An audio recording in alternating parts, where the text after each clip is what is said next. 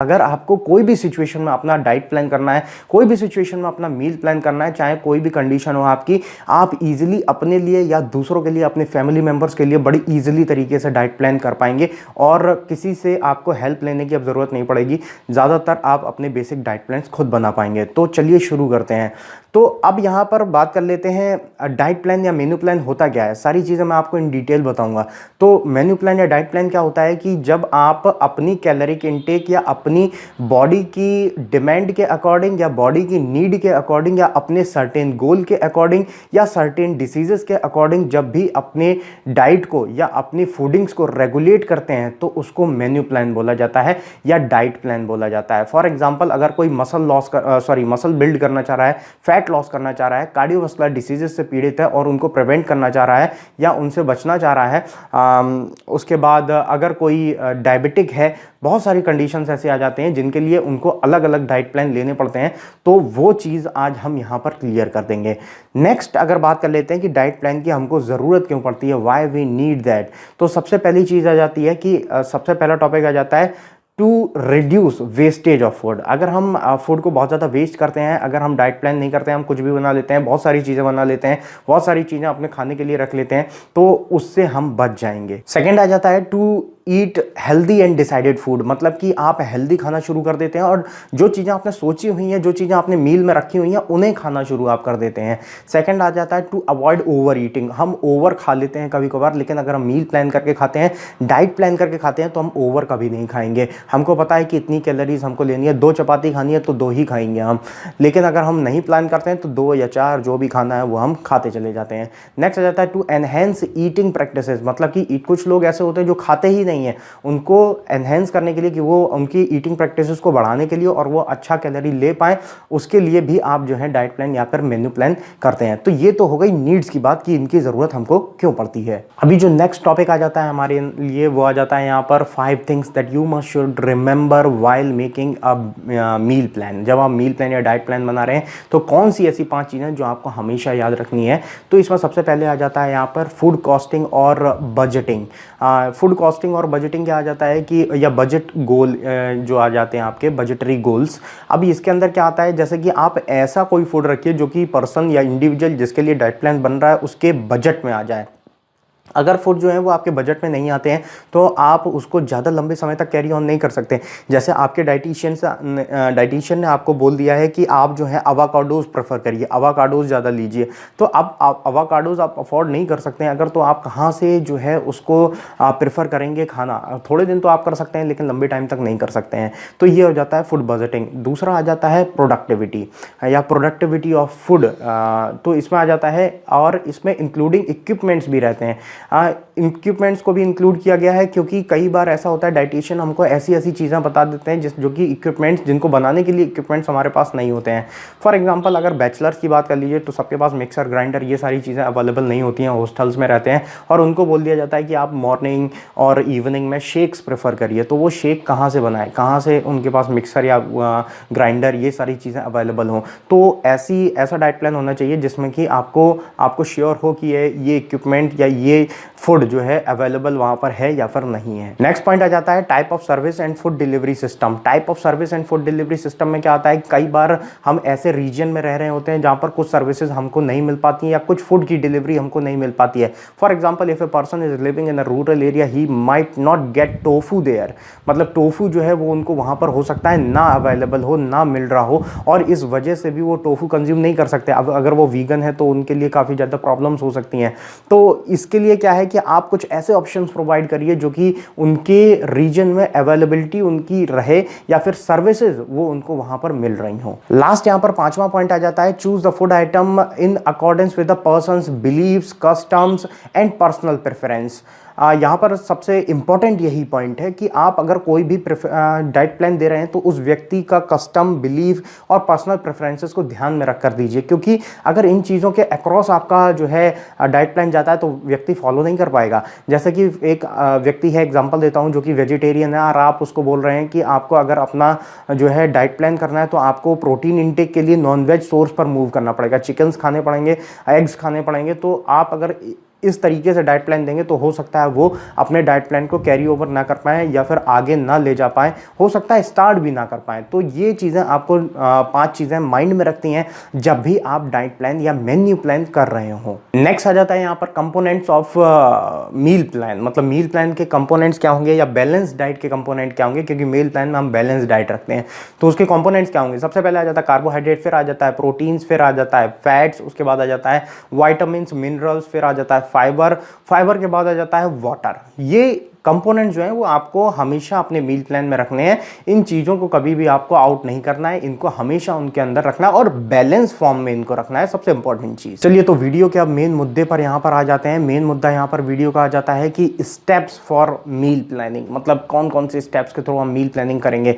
इसको आप एक भी स्टेप को मिस मत करिएगा। एक भी स्टेप मिस करते हैं या स्किप करते हैं तो आप जो है मील प्लान सही से बनाना नहीं सीख पाएंगे। तो वीडियो को पूरा देखिए। तो सबसे पहला स्टेप यहाँ पर आ जाता है कलेक्ट द इंफॉर्मेशंस को कलेक्ट करना, जिस भी इंडिविजुअल का मील प्लान बना रहे हैं उसका। अब क्या इंफॉर्मेशन कलेक्ट करेंगे, सबसे पहले आ जाता है basic information, height, weight, age, sex, body activity, personal preferences, disease conditions, ये सारी इंफॉर्मेशंस आप यहाँ पर कलेक्ट करेंगे। अभी जो बॉडी एक्टिविटी जिसमें आ जाता है जैसे कि कोई हैवी वर्क करता है या फिर मॉडरेट वर्क करता है। पर्सनल प्रेफरेंसेस में क्या आ जाता है, वेज डाइट है, नॉन वेज डाइट है उनकी, कौन से पास्ट डाइट वो फॉलो कर रहे थे, ये सारी चीज़ों को जानना ज़रूरी होता है। सबसे पहले आप इन्हीं चीज़ों को जानते हैं। उसके बाद सेकेंड चीज़, जब ये सारा डेटा आपके पास आ जाता है तो आप क्या करते हैं, उनकी जो कैलोरीज हैं उनको आप निकालते हैं। ये कैलोरीज निकालने के लिए आप इंटरनेट पे कैलोरी कैलकुलेटर जो है उसको देख सकते हैं और वहाँ पर कुछ डेटा जैसे कि height, weight, body activity, age, इनको भर करके आप जो है निकाल सकते हैं अपना कैलोरी इनटेक। अभी इसका जो लिंक है वो मैं डिस्क्रिप्शन बॉक्स में आपको प्रोवाइड कर दूंगा, जहाँ से आप अपने खुद के मेंटेनेंस कैलोरीज या फिर आपके इनटेक कैलोरीज को निकाल सकते हैं।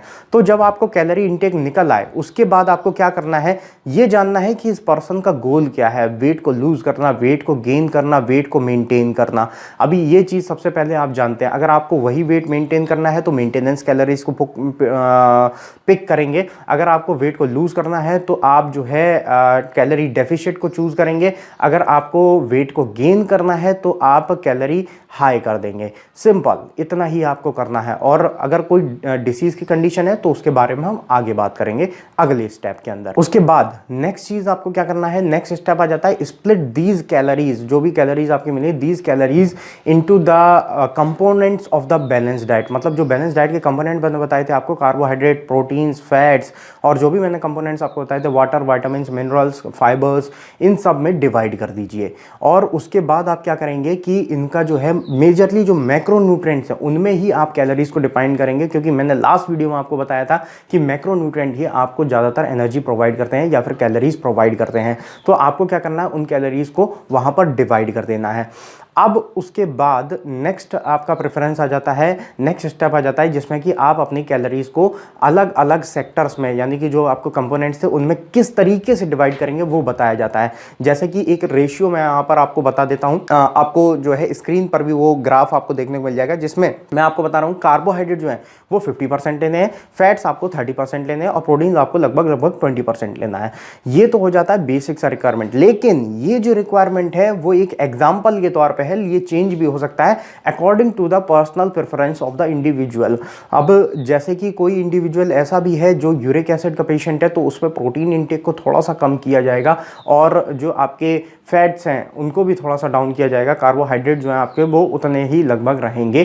तो इस तरीके से आपको बैलेंस करना है। अलग अलग सिचुएशन में अलग अलग चीज़ों को आपको बस बैलेंस कर देना है। अभी जैसे कोई कार्डियोवास्कुलर का पेशेंट है तो वहाँ पर भी आपको मेंटेनेंस देखना पड़ेगा कि आपके जो कार्बोहाइड्रेट है उनका भी लेवल आपको थोड़ा डाउन करना पड़ेगा। थोड़ा सा आपको जो फैट्स हैं उनमें आपको सैचुरेटेड फैट्स की मात्रा बहुत कम करनी पड़ेगी और अनसैचुरेटेड फैट्स की मात्रा को बढ़ाना पड़ेगा और प्रोटीन आपका थोड़ा सा हाई रहेगा। तो इस तरीके से आपको सब में थोड़ा थोड़ा चेंजेस करना है। बाकी मेजर जो एस्टिमेट है वो इसी तरीके से आपको देखने को मिल जाएगा। नेक्स्ट जो पॉइंट है वो सबसे इंपॉर्टेंट पॉइंट है, जिसमें मैं आपको बताऊंगा कुछ चीजें जो कि आपको ध्यान रखनी है आपका जो मील प्लान है उसको करते टाइम, और यही चीजें आपको जो है कंप्लीट कर देंगी मील प्लान के लिए। तो ये वाला जो पॉइंट आ जाता है इसमें, सबसे पहले आपको बताया, now you have to decide the number of meals that you have to take per day. मतलब कितना मील आपको लेना है वो आपको यहाँ पर डिसाइड करना है पर डे, और जितनी मील्स आपको लेनी है उतने में आपको अपना कैलोरी जो है वो आपको डिवाइड कर देना। फॉर एग्जाम्पल आपको 3000 कैलोरीज लेनी थी, 3000 कैलोरीज लेनी थी, तो आपने 5 to 6 मील में इसको डिवाइड कर दिया। 5 से 6 मील में अगर इसको डिवाइड करेंगे तो कितना पड़ा, लगभग आप अगर देखेंगे तो 600 लगभग 600 कैलोरीज जो है वो आपको लेनी पड़ेंगी, या फिर 500 से 600 के बीच में आपको कैलोरीज जो है लेनी पड़ेंगी। अगर 500 कैलोरीज भी लेते हैं तो भी आपका काम चल जाएगा। 500 से 600 आपको रखना पड़ेगा, क्योंकि हर जगह आप सेम नहीं रख सकते, थोड़ा बहुत वेरिएशन हो जाता है जब आप फूड को इसमें पुट करेंगे तो इस तरीके से आपको जो है इसको डिवाइड कर लेना है। डिवाइड तो कर लेंगे, लेकिन अब किन चीज़ों का ध्यान रखना है वो भी देख लीजिए।